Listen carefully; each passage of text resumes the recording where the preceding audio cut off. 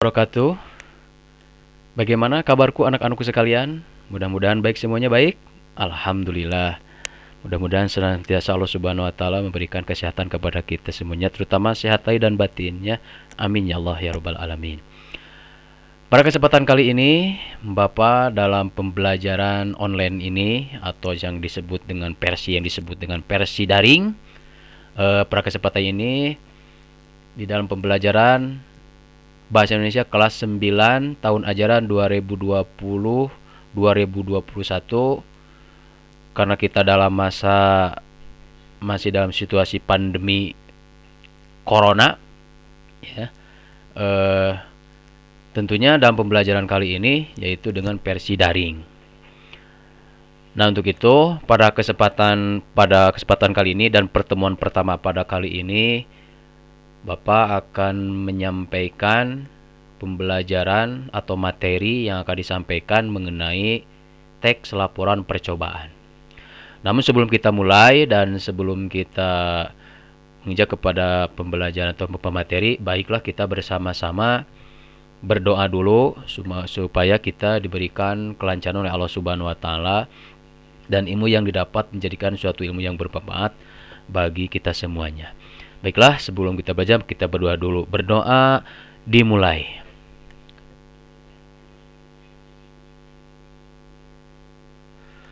Alhamdulillah, dengan kita berdoa, mudah-mudahan doa kita dijabah oleh Allah Subhanahu wa taala. Baiklah anak-anakku sekalian, tadi sudah disebutkan bahwa Bapak akan menyampaikan materi pada pertemuan kali ini mengenai yang pertama, yaitu tentang teks laporan percobaan. Ini belum pernah disampaikan, tapi kalau teksnya sudah, kalau percobaannya belum. Maka sini di kelas 9 ini akan menyampaikan tentang teks laporan percobaan. Yang ini kompetensi dasarnya yang harus kalian ketahui 3.1, yaitu mengidentifikasi informasi dan laporan percobaan yang dibaca dan didengar. Itu di dalamnya itu percobaan sederhana untuk mendeteksi zat berbahaya pada makanan, adanya vitamin pada makanan dan lain sebagainya. Selanjutnya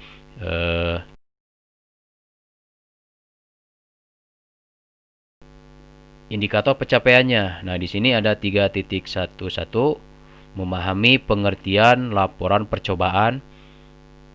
Kemudian 3.1.2, memahami fungsi laporan.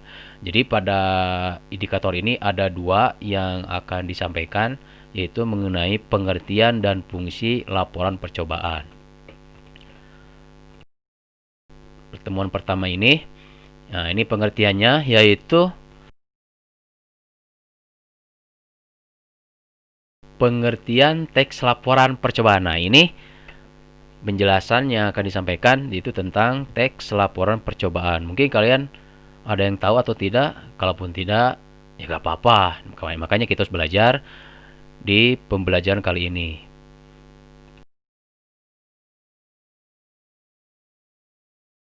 Teks laporan percobaan. Jadi ada 3 kata. Itu pertama teks, yang kedua laporan, yang ketiga percobaan.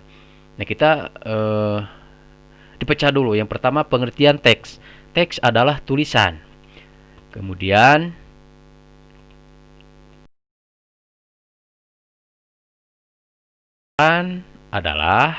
laporan adalah segala sesuatu yang disampaikan seseorang, baik berupa lisan atau tulisan, yang berisi kegiatan yang sudah dilakukan pada pihak yang meminta hasil kegiatan. Nah, kata yang ketiga, nah ini awas jangan coba-coba. Nah, di sini coba-coba di sini pengertiannya ialah suatu bentuk kegiatan penelitian untuk menguji atau membuktikan suatu teori. Nah, itu 3 kata: teks, laporan, dan percobaan. Nah, kalau kita gabungkan ialah bentuk teks atau tulisan yang berfungsi untuk menyampaikan hasil kegiatan percobaan yang tujuannya menguji atau membuktikan. Jadi kalau ada istilah teks, itu berarti bukan omongan, bukan apa namanya istilahnya selain daripada teks. Jadi kalau disebut tertulis berarti itu disebut dengan teks. Nah, pada kesempatan penjelasan tentang teks laporan percobaan ini, yang tentunya kita mengkajinya adalah di sebuah tulisan laporan daripada percobaan. Mungkin anak-anakku pernah coba-coba atau bikin apa yang kalian menguji sesuatu. Nah, kalau kalian pernah melakukan berarti itu adalah bagian daripada yang disebut dengan percobaan. Nah, selanjutnya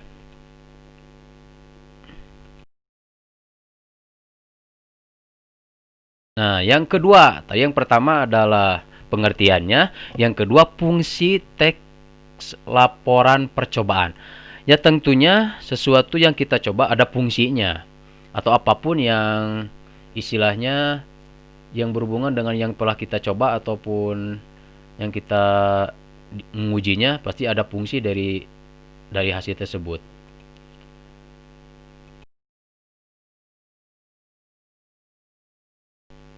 Nah, fungsi teks laporan percobaan. Nah, ini ada 5 fungsi teks laporan percobaan.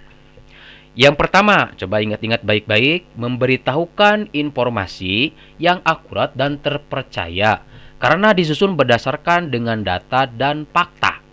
Yang kedua, membuktikan hasil dari pengamatan. Yang ketiga, sarana untuk mendokumentasikan hasil kegiatan. Yang keempat, pemecahan masalah dalam pengamatan. Dan yang kelima, sebagai pertanggungjawaban. Nah, itu ada 5 fungsi teks laporan percobaan. Yang pertama, kita lebih kerutkan lagi katanya atau kalimatnya. Yang pertama yaitu memberitahukan informasi. Nah, jadi fungsinya sebagai informasi. Kalau dalam bahasa orang barat nyebutnya information lah. Ya gak apa-apa, sama kita belajar bahasa Indonesia ya dengan bahasa Indonesia yang baik ya. Yang kedua yaitu membuktikan hasil daripada pengamatan. Yang ketiga sebagai sarana dokumentasi. Dan yang keempat pemecahan sebagai pemecahan masalah. Dan yang tentunya yang kelima pertanggungjawaban. Jadi apa yang kita coba, apa yang kita amati atau apa yang kita teliti ada hasilnya dan itu harus bisa dipertanggungjawabkan. Jawabkan bukan jawaban ya, pertanggungjawaban. Nah, itu anak-anakku mungkin dari teks ini kalian silakan pahami lebih baik, lebih dalam lagi. Kalau tidak mengerti, silahkan kalian cari lagi atau apa?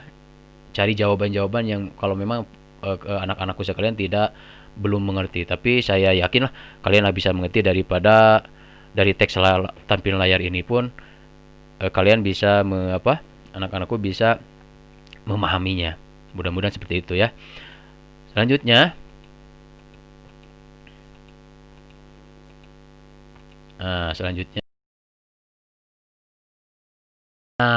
setelah itu yang tadi pengertian dan fungsinya, tentunya ada contoh teks laporan percobaan.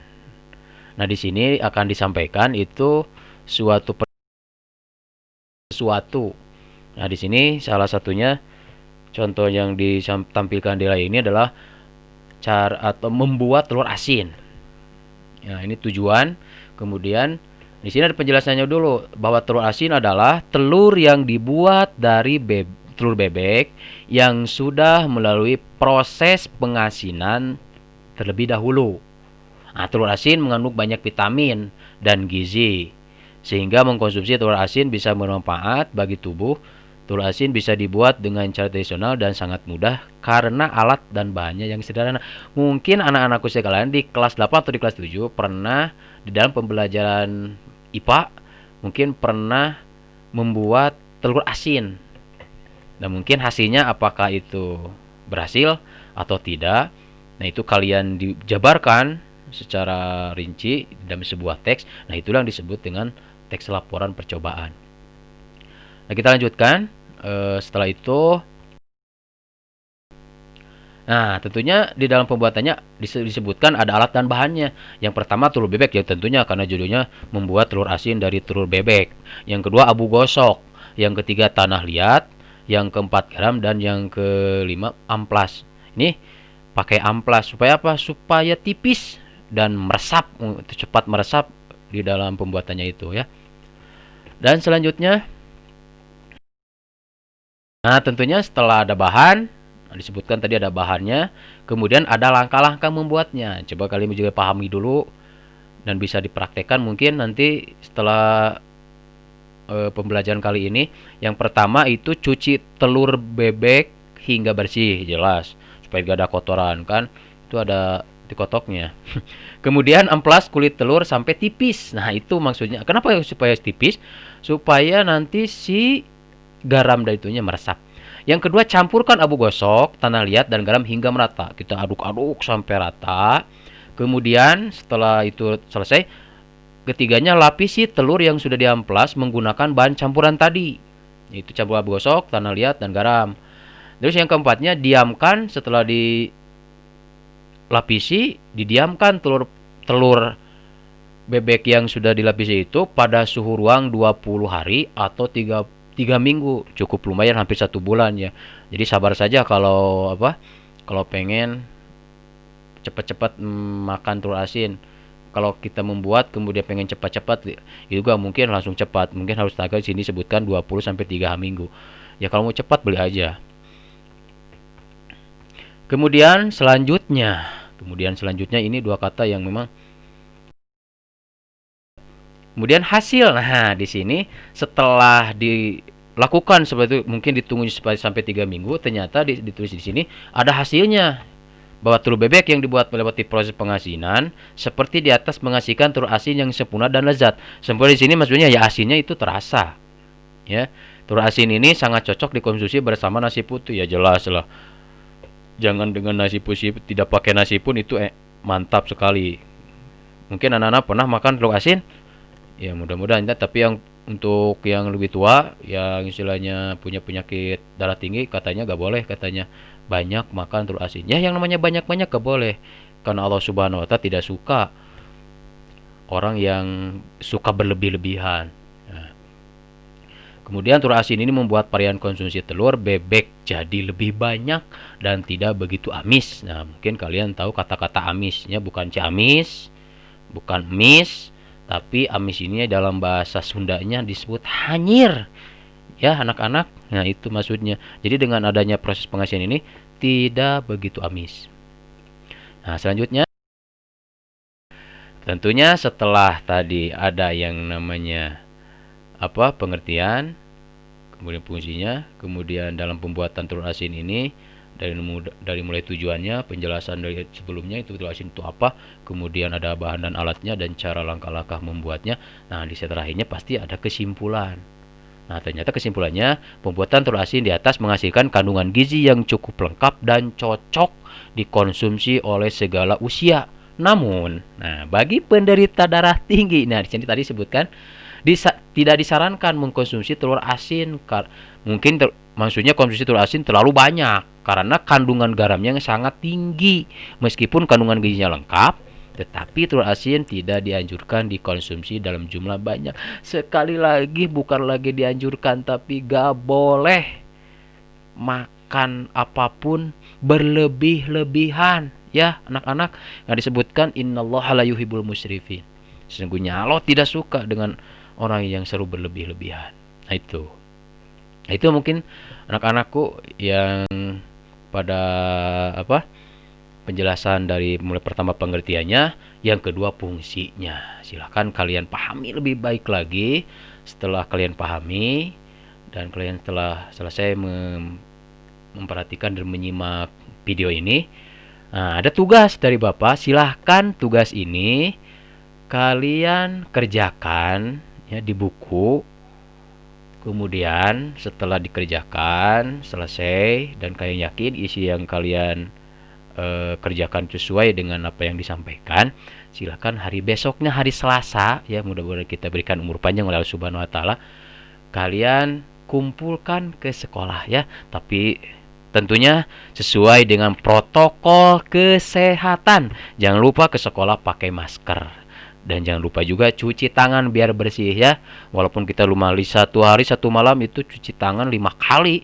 Lebih baik lagi kita setelah ketika ke sekolah cuci tangan pakai sabun ya anak-anakku. Ingat supaya kita sehat dan terhindar daripada yang namanya wabah virus corona lah ya, seperti itulah anak-anakku. Mudah-mudahan pada pertemuan kali ini mudah-mudahan menjadikan suatu pembelajaran yang bisa bermanfaat bagi anak-anakku saya, tentunya bagi Bapak juga sendiri yang menyampaikannya. Mudah-mudahan Allah Subhanahu wa taala memberikan ilmu itu untuk menerangi hati kita supaya kita di kehidupan di dalam dunia ini tidak salah langkah ya. Tentunya kita harus menjadi orang-orang yang senantiasa berbuat kebaikan, menjadikan kalian anak-anak yang soleh dan solehah, yang membanggakan ibu dan bapak kalian dan tentunya seluruh masyarakat dan orang banyak ya, dengan sikap dan tingkah laku kita yang baik.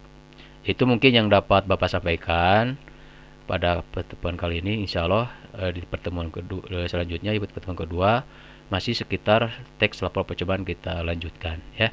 Mudah-mudahan Allah Ta'ala memberikan manfaatnya. Selamat belajar dan sukses selalu. Amin. Wabillahi taufiq wal hidayah. Wassalamualaikum warahmatullahi